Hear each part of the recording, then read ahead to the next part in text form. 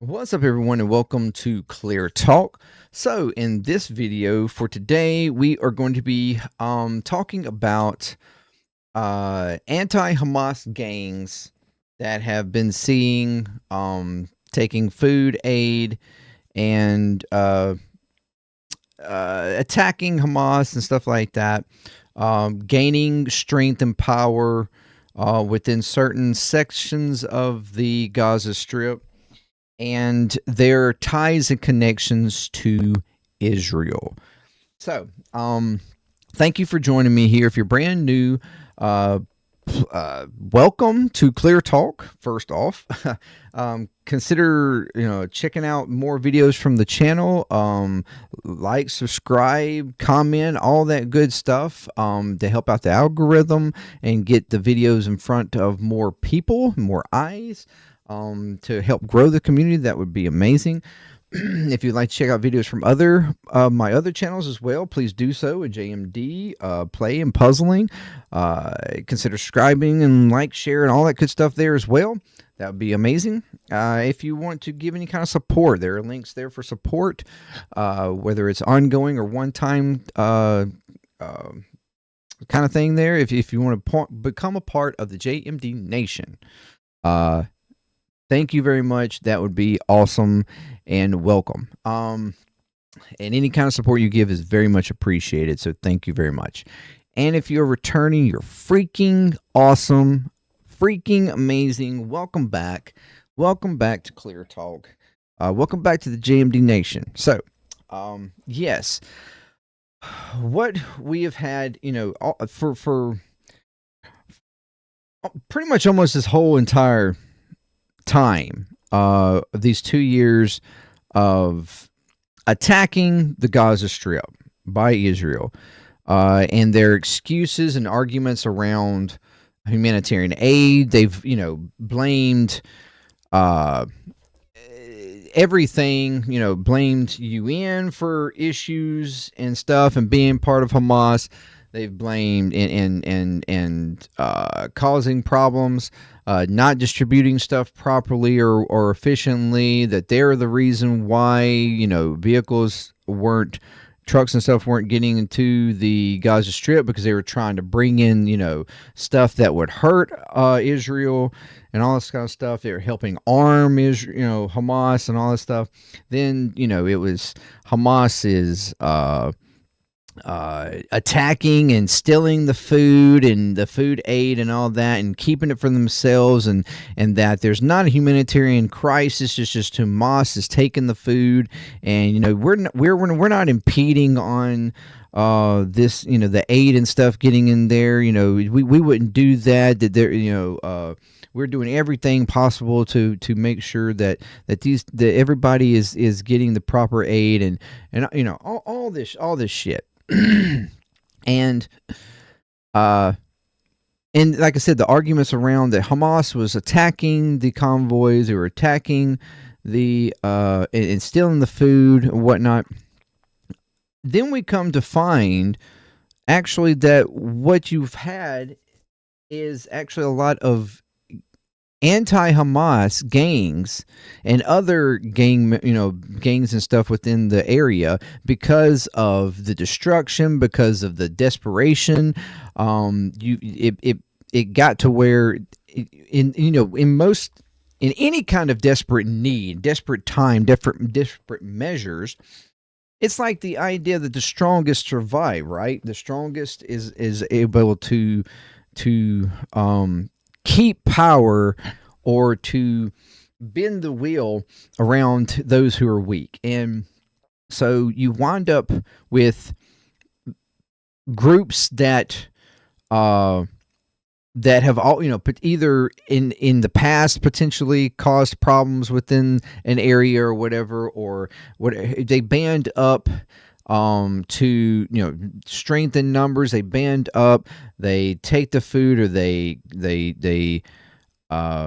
do what they can to get a hold of the supplies, and then either use the supplies or turn around and try to take advantage of the less unfortunate by selling those supplies at upwards cost to try to make themselves wealthy so that they can turn around or at least more wealthy, or have more power to be able to then use to get more supplies or whatnot, or to get other things that they need to gain more power and strength or whatever. I mean, and whenever, so you always want how, the strongest ones, the ones that can band together. There's people, individual citizens that have talked about how they would have to, run to these humanitarian aid stuff and fight for boxes, and hope that they don't get like ambushed by a group of thugs or gangs or stuff like that. There's always bad intentions in any group of people. I mean, for certain, even if it's a small group, in most cases, it's small groups that have bad intentions, or greedy, don't care, whatever the case. But in desperate times, people do become more greedy, even if it is for bad or even potentially good reasons. But we find here that Israel themselves have been propping up some of these groups, giving and arming them with weapons in order to allow them to gain more power and more strength within the Strip and fight back against Hamas,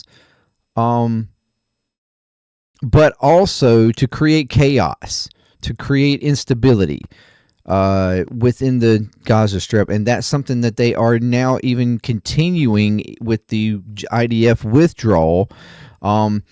They are using these gangs, or there is plans to use these gangs further to go after who they want to go after Hamas, so that they can turn around and say, well, it's not us, it's the Palestinian people. They turned on Hamas. They are the ones that's going doing this, not us, even though we are actually the ones giving them the aid, giving them the strength and propping them up to do so. Very kind of similar to what they did to begin with Hamas, promoting and propping up Hamas back in the early 2000s for them to gain power and strength so that they could fight up against the PA in taking control of Gaza, so that they could force, for there to be a division between the Palestinian people, so that there couldn't be a unified front to have a state solution, for them to be able to have sovereignty. They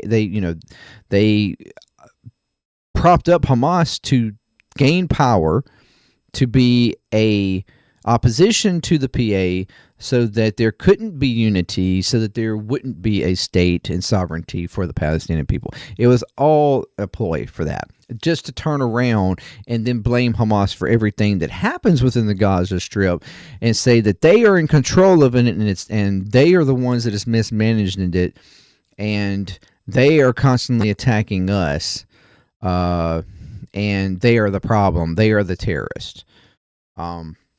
So it looks like I'm going to get to more of what I think is going on, but first let's read over this. I have a publication here by the Christian Science Monitor.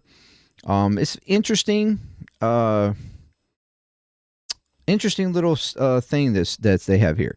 In Gaza, anti-Hamas gangs seem as imperiling food aid and public order. As the Israel-Hamas war grinds on with the potential ceasefire still on the horizon. This was, I guess, a little bit before the ceasefire went into effect. Palestinian residents of Gaza are facing a new challenge: armed local gangs roaming freely and hijacking aid. Even if Israel bombs stop falling, this new violence from within is already stalking the rubble-strewn streets of Gaza City. The armed groups, some nominally aligned with family clans, are defying daily life for many Gazans, seizing the bulk of humanitarian aid, running racketeering schemes, and using lethal force to get their way, residents and aid workers say. The rise of these gangs coincides with the collapse of governance structures accentuated by Israeli attacks on Hamas, depleting police force, which has driven the remaining police officers into hiding. This has led to the forceful reappearance of two historical features of Gazan society: tribal clans and organized crime. Chaos continues to rage in the Gaza Strip, particularly in the south, says local journalist Osama Al-Khalut. Gangs continue to block aid trucks in Khan Yunis, stealing and hiding hundreds of tons of aids and diverting it to markets, keeping the prices of flour and other basic commodities high. Emerging as the most potent gang is the so-called Abu Shabab militia, led by Yasser Abu Shabab. Sorry, hopefully I get that right. Who until recently was serving time in a Gazan prison on drug trafficking charges. Okay. Mr. Abu Shabab was sought to position his gang as an anti-Hamas movement and says his militia is helping to alleviate the humanitarian situation by securing the distribution of aid in places of Hamas. In place of Hamas. But he is receiving little popular support and has been denounced by his own family as a traitor. Because what you had actually going on with the UN was that they, at one time, Hamas was actually providing security for the aid and stuff, convoys, as they were going through the strip to protect, because you were having a lot of these gangs and stuff early on, and other people attacking, trying to steal from the convoy and all this stuff, instead of having a control distribution. And so Hamas, in order to control that, actually had security members or people who were affiliated in support of Hamas would be used as security for these convoys to try to prevent the looting and stuff from happening. That's what actually was going on.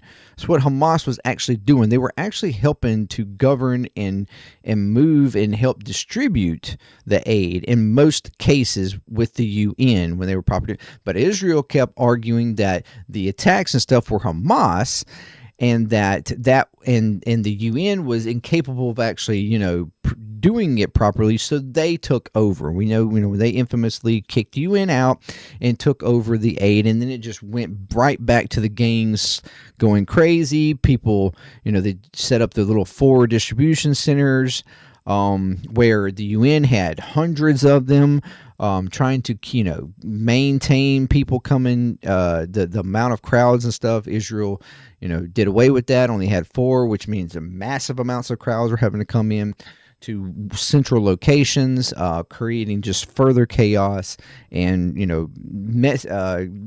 not allowing for actual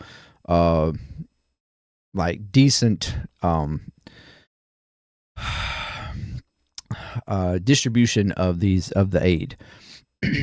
Israel backing. Mr. Abu Shabab reportedly has a powerful backer, the Israeli government, which has long blamed Hamas militants for diverting aid for their own purposes. We keep them, the Israeli army, informed, but we carry out military operations on our own, Shabab told Israeli Arab language public radio earlier this month. The Israeli authorities admit last month to supporting armed Palestinian groups opposed to Hamas, without identifying them. Prime Minister Netanyahu said at the time that the policy was only good. It is saving the lives of Israeli soldiers. According to the Times of Israel, the Israeli army had armed the Abu Shabab gang's estimated 300 fighters with rifles, including those seized from Hamas. by allowing the Abu Shabab militia to operate both in Israeli military zones and in the new Israeli-backed aid centers run by the Gaza Humanitarian Foundation, which was Israel's control. Israel has given the militia a stronghold and the main source of food entering the besieged strip. The real thief of aid since the beginning of the war has been carried out by criminal gangs under the watch of Israeli forces. Jonathan Withall, head of the United Nations Office for the Coordination of Humanitarian Affairs in Occupied Palestinian Territories, said in a statement in late May. The end result, Palestinians say, has been an emboldened gangs and militias who are tightening their grip on daily life in Gaza and deepening the hunger crisis, limiting the amount of humanitarian aid reaching the families who need it. The United Nations has identified Shabab militia as one of the gangs that have attacked and looted its convoys, according to internal memos published in the press. Contacted by the Monitor, the international aid workers confirmed the gang's looting and says it poses a constant security threat to aid convoys. For months prior to a January 25 ceasefire, which is the first one that Trump supposedly assisted with, Shabab and his forces were stationed east of Rafah, an area is designated by Israel as critical combat zones, near the Karim Shalom border crossing, the only crossing through which Israel allowed aid to enter Gaza. He and his group imposed roadblocks and attacked relief convoys, obstructing the delivery of aid and demanding control over distribution. When the war broke out again with full force in mid-March, Shabab tightened his grip, rebranding himself as a protector of humanitarian aid convoys entering from Israel. So you've got this militia gang being supported with a leader who was, previously in prison for drug trafficking, being supported by the Israeli government, being protected by the IDF to control and manipulate humanitarian aid and also attack Hamas.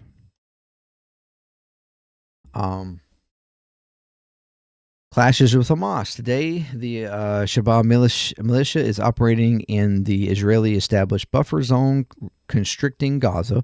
While it claims to fight terrorism, Hamas and many Gazans see it as a mercenary gang working to destabilize the Strip. At Gaza Humanitarian Foundation relief centers, Palestinians report seeing men they identify as Shabab gang members receiving the bulk of aid parcels directly from the U.S. contractors distributing the aid, leaving ordinary citizens to compete for what was left. We see people we never used to see. Suddenly they have money, weapons, and cars. It's strange. Something is broken. Yasif Makram, a father of three, describing the dynamic. In early June, clashes erupt between a Hamas force and Shabab militia. When Hamas members tried to assassinate Shabab, Israeli forces intervened to protect him, according to witnesses in the Hamas police statement. An Israeli army spokesperson declined to comment. A relative of Shabab, speaking to the Monitor on condition of anonymity in her home in Deir al-Balah, shared her clan's rejection of the militia leader. My husband and I feel nothing but disgrace, she says. It's something we can't even speak about in the open. I no longer feel safe giving my full name when I attend meetings or go to the distribution center. Other clans and clashes is not only the Shabab gang that Palestinians fear. Other gangs splintered from other clans have taken up arms, attempting to patrol and enforce control of their territory, seize aid, and settle old scores with other clans and Hamas. This has created chaos that has led to the reemergence of two societal forces that have pre-existed, and that is the organized, tribal clans and organized crime. In June, in retaliation for the death of one of its members, Barbak clan from Khan Yunis engaged in a fierce firefight with Hamas militants in the Nasser hospital. The battle damaged one of the few hospitals in Gaza that remains operational. Hamas says it has been pursuing Barbak clan members accused of stealing and hoarding aid. Khan Yunis resident Mahmoud Awad al-Nafar expresses Gazans' deep fears about the future. When the war ends, the most important thing is security, he says. Everyone who used to be in prison is now walking free and forming gangs. We don't know who's who anymore. Allah Kafi, whatever, director of Adamir Association for Humanitarian Rights in Gaza, describes the emergence of gangs with Israelis reported backing as a long-term challenge for the coastal strip. Accuses Israel of deliberately and systematically targeting all components of civil order. Police stations, security personnel, and even community-led initiatives that try to protect aid convoys are being bombed.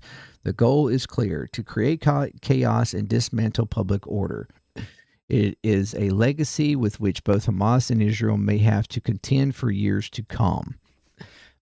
So this, to me,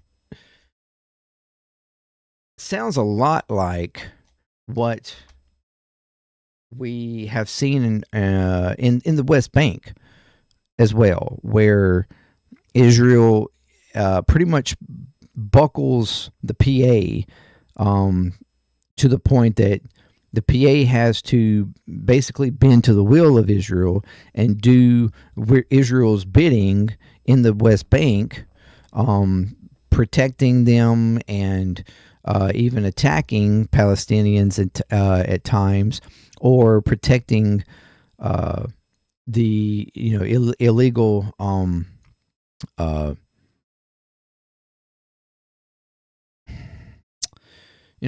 people that were taking land and stuff like that, protecting them instead of protecting the Palestinians that are being kicked off their land. And so it sounds like a very similar thing, using members of the community that to go against other members of the community, putting Palestinians against Palestinians, so that there's like this idea that, oh, they don't agree with each other, they're fighting each other, there's complete chaos there, they don't have order, there's no way that you can give them or be like, to think that they could have any kind of control or order. They're just people who are ravaged, and they don't, they just there's no way, there's no reason, no way you can give these people sovereignty, give their own state, because they're not united. They don't even agree with each other. So they have to be controlled. They're animals, and we have to control them. That's the ultimate, I think, idea here from Israel, is to sow and create chaos, and restricting, using Palestinians against Palestinians to restrict aid and cause more problems, so that more people are desperate, and you have a further rise of more and more gangs, people protecting each other because of their desperation. And this is something that's going and further pushing, that's the reason why they don't want Hamas in control. They're further damaging Hamas, so that now you just have a whole civilization, a whole group of people in an area who cannot self-govern because they don't agree with each other, and they're just completely chaotic. So they have to be controlled by the outside source. And that's what they want. That's what they are creating the conditions for, that, so that it can never be agreed upon for them to be able to govern themselves. And that's what they've been doing to the Palestinians for years. And then lying in their own propaganda that, it's all one group or all this, it's all Hamas, Hamas, Hamas, Hamas, Hamas, Hamas. When actually Hamas was actually doing more of the control and security within the area and actually doing more of the governing of the area, while these gangs were actually doing the bidding of terrorizing and humanitarian aid groups and stuff. And it was all, and Israel was the one propping them to do so, to create that chaos. And that's just wild. That's just wild to me. Not unexpected though. I mean, we've known Israel is weaselly in the way that they do these areas, the corruption and the control, and the impunity that they feel that they have, to where they can do whatever they want, say whatever they want, lie, create whatever propaganda machine they can on, in social media to completely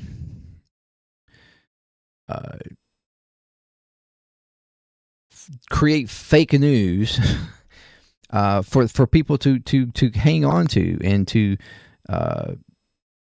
create a narrative that is just solely based around lies. I mean, this is what they've been doing all along.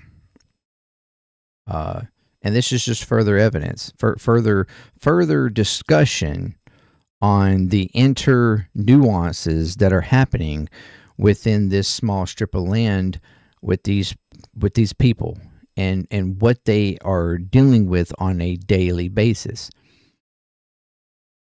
Not only do they have to worry about bombs and their homes and their land being destroyed, their way of life being destroyed.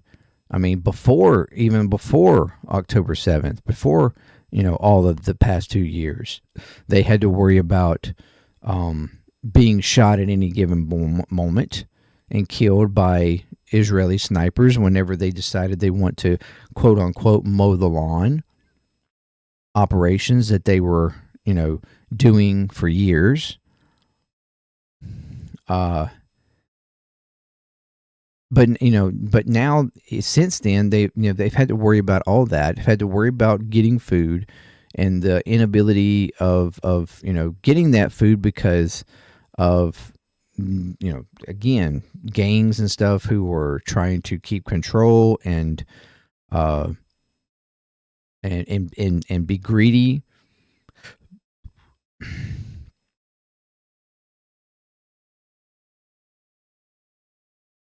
And then, of course, just being sniped. All these things that they have to worry about on a daily basis. Trying to live, try to find food, trying to keep themselves from dying, trying to recover and save relatives and family members and friends, dealing with their injuries, explosions, body parts, health, water, food, where to go to the bathroom, if they can go to the bathroom, cleanliness, disease, all these things that have been going on for the past 2 years. And this just tacks on top of that the realities of all the gangs and power plays that are going on within the strip. And now that's going to be the future going forward, is just how much power is a group like this Shabab group going to gain, although they don't seem to have public support because they're being seen as playing along with the enemy. But it's going to be something to watch going forward as to what narrative or what propaganda is going to be propped up by Israel and the people, the coalition of that's going to be in control of the governing of Gaza and who is going to be, the who is going to be pushed and pressed into control of Gaza at some point. Is it going to be a group like this? Because clearly it's not wanted to be Hamas, and I can understand to some degree why, but whether or not this is they're just going to prop up another militia-like, resistance group, or are we going to have some actual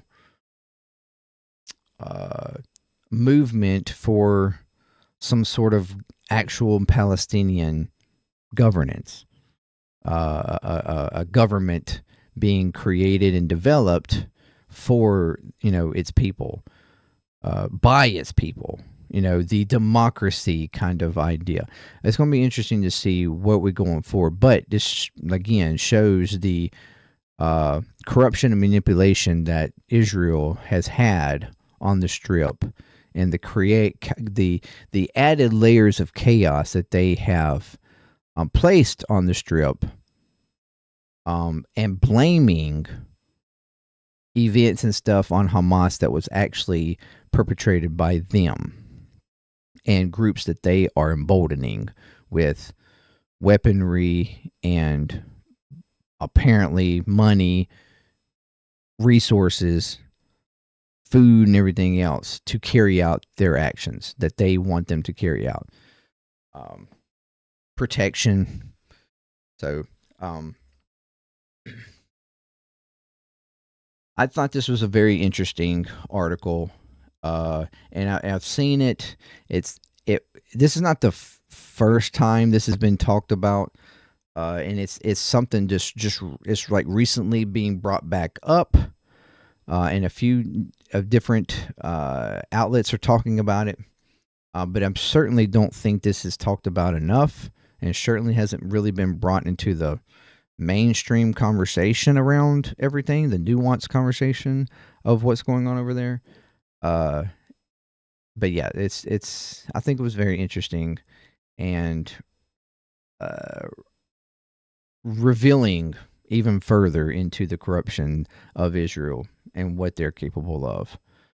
So let me know what you think. And till next time, peace, clear talk. I'm out.